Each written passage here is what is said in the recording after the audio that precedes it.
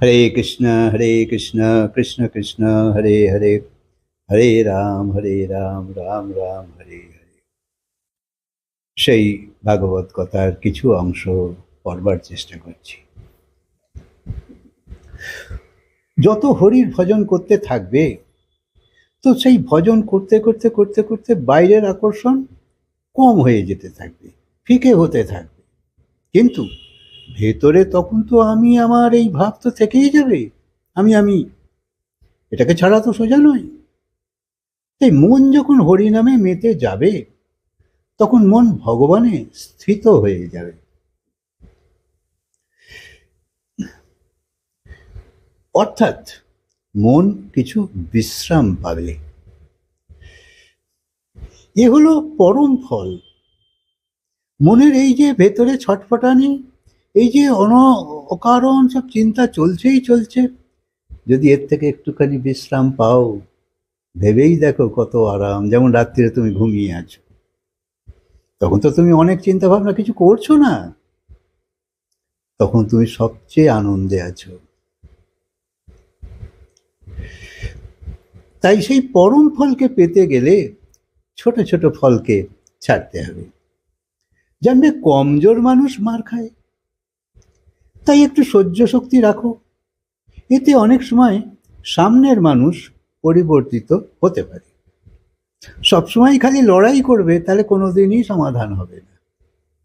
যদি একটু ধৈর্য ধরে চুপ হয়ে যাও, তো হয়তো সমাধান হয়ে যাবে।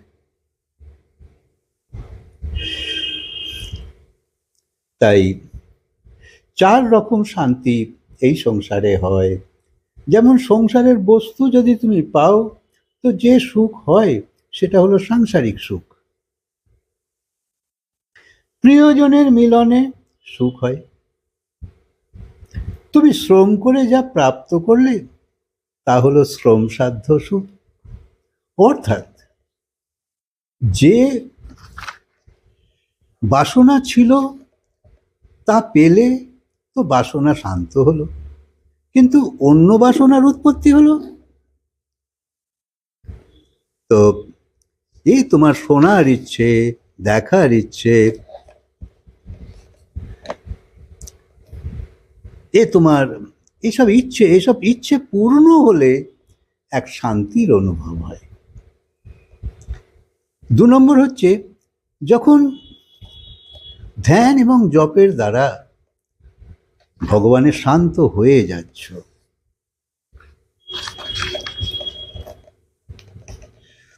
তখন এই যে ভগবানের শান্ত হচ্ছে, এটা হলো আত্মিক শান্তি। আর 3 নম্বর হচ্ছে তত্ত্বজ্ঞানের সুখ। আর 4 নম্বর হলো ভগবানকে পাওয়া। এত রকম হলেও সবকিছুর উৎস ভগবান। পরমাত্মা তো রসস্বরূপ, ধ্যান স্বরূপ, সুখ স্বরূপ। এই যে কাম ভোগে মজা আসে, তা আসলে শরীর রগড়াবার জন্য নয়, শরীরকে সংযম করে শক্তির নিঃসরণ। এতে অপরের প্রতি যে বাসনা ছিল, শান্ত হলো। এক ঝলক মজা পেলে কি না পেলে, কারণ চেতনা সঙ্গে না থাকলে মজা পাবে না। যেমন তোমার খুব জ্বর হয়েছে, তখন কেউ যদি এসে মুখে রসগোল্লা দেয়, তুমি তার স্বাদ পাবে না, কারণ চেতনা সঙ্গ দিচ্ছে না। চেতনা তখন সেই জ্বর রূপে যে কষ্ট, সেটাই বেশি অনুভব করছে। তারপর একে অপরের দিকে ফিরেও তাকায় না প্রত্যেক। এ হলো সংসারী সুখ। এতে পরিশ্রম বেশি এবং মজা ক্ষণিকের। কিন্তু মজা যে পাচ্ছ, সেই জ্ঞান পরমাত্মার। কোনো কিছুর স্বাদ পাচ্ছ বা চেতনা সঙ্গে আছে, তবে তো। যদি তোমার শরীর খারাপ থাকে, তখন সুস্বাদু ভোজনও তুমি হেলায় ঠেলে ফেলে দেবে। তোমার মন ভালো না থাকলে প্রিয় বন্ধুকেও অপছন্দ মনে হবে। আনন্দ হলো ব্রহ্মের জিনিস। আসল সুখ শুধু পরমাত্মার ভক্তিতে আছে। শান্তি, জ্ঞান এবং ভক্তির সুখ যোগের মাধ্যমেই পাওয়া যায়। তাই ভক্তি যোগ, জ্ঞান যোগ, ধ্যান যোগ এসব নানা রকম আছে। এই সুখ জীবাত্মাকে পরমাত্মার সঙ্গে জোড়ে, আর সংসারী সুখ জীবাত্মাকে বেঘর করে জন্মচক্রে পাক খাওয়ায়। তা অনন্ত জন্ম ধরে সংসারই করছো আর ঘুরেই বেড়াচ্ছ এই সংসারে 84 লক্ষ শরীর। তো মর্জি তোমার, যেটা চাও বেছে নাও। পতি পত্নীর মিলন সুখ দেখে নিয়েছি, মিষ্টি খেয়ে দেখে নিয়েছি, তাই জগৎকে ছেড়ে ভগবানের হয়ে তো দেখো।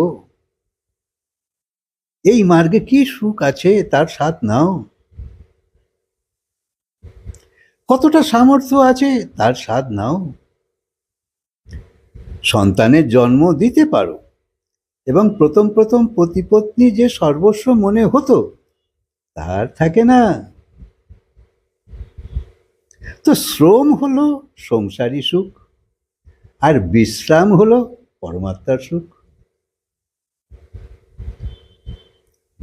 সংসারের মজা নেবার জন্য শ্রম করলে একদিন শরীর শেষ হয়ে যাবে। অপরের সুখের জন্য শ্রম করো তো বিশ্রাম আরামসে হয়ে যাবে।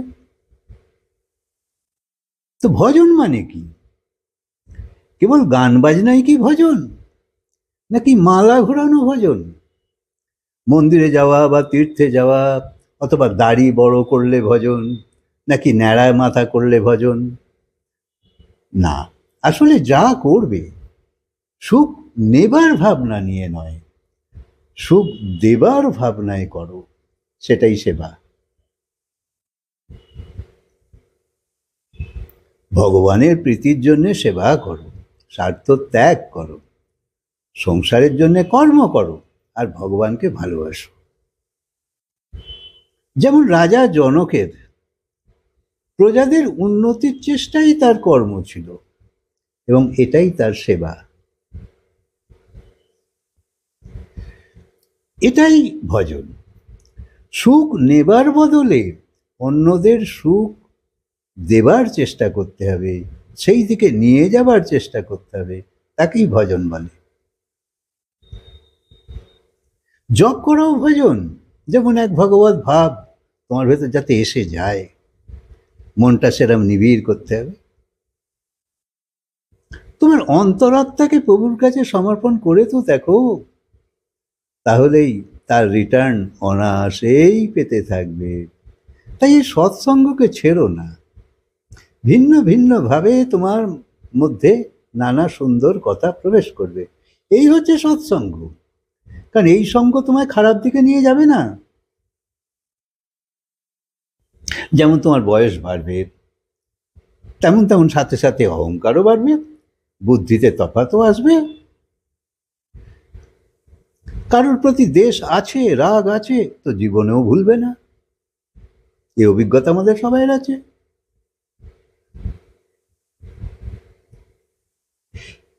কিন্তু একটা এর জন্য একটা বুদ্ধির পবিত্রতা দরকার।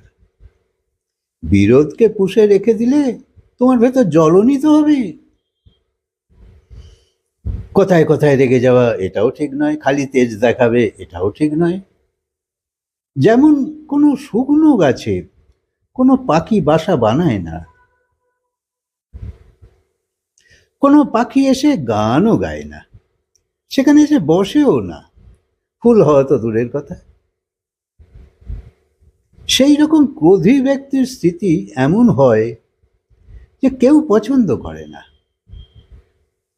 তাই সজীবতা, কোমলতা এসব খুব দরকার।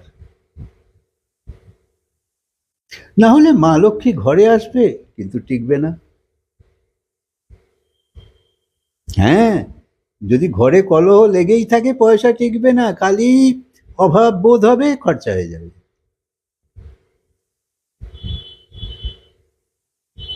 সুসম্পর্কও টিকবে না। তো তো একলাই থেকে যাবে। তাই নিজে রুক্ষ কঠোর এরম হওয়া ভালো নয়। তুমি কোমলতার সঙ্গে খুশি থাকো, তখন তোমার সাথে বা তোমার সংস্পর্শে যে আসবে সেই খুশি হবে। তাই হাসির অভ্যাস করো, ভগবানকে ধন্যবাদ দাও, শিষ্টাচারে থাকো, লোকের সঙ্গে সহজভাবে ব্যবহার করো। এসব তোমার আনন্দের সাধন। তাই প্রভুকে বলো যাতে তোমার মতি সুমতি হয়ে যায়। যে সুমতি সম্পন্ন তার সুখ শান্তি সম্পদ এসব ভগবানের থেকে বরদান হিসেবে পেয়ে যায়, তার অভাব হয় না। তাই পুণ্যবান হওয়ার চেষ্টা করো। নিজেকে যত ভগবানের সঙ্গে জুড়তে থাকবে, তোমার যেসব গুণ চলে গেছিল আবার ফিরে আসবে।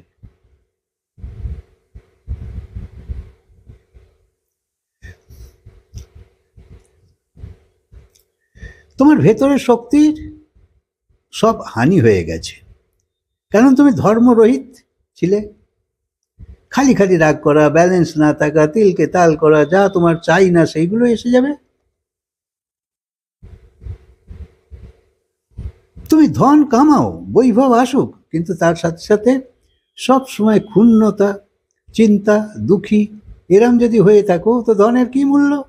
সবসময় নিরাশ আছো, হতাশ আছো, বদলা নেবার ভাবনা, সবসময় জ্বলতে থাকা। এর মানে ভগবান একটা জিনিস দিয়েছে কিন্তু অনেক জিনিস ছিনিয়ে নিয়েছে। তোমার ঘর ছোট হতে পারে, কিন্তু ঘরে যদি মিল থাকে তাহলে সামান্য পয়সাতেও মোটামুটি অ্যাডজাস্ট করে চলে যায়। একে অপরের প্রতি সহানুভূতি প্রদর্শন করে, যেমন আছে তেমন ভাবেই চলতে হবে আমাদের, একটা সুসম্পর্কের বন্ধন।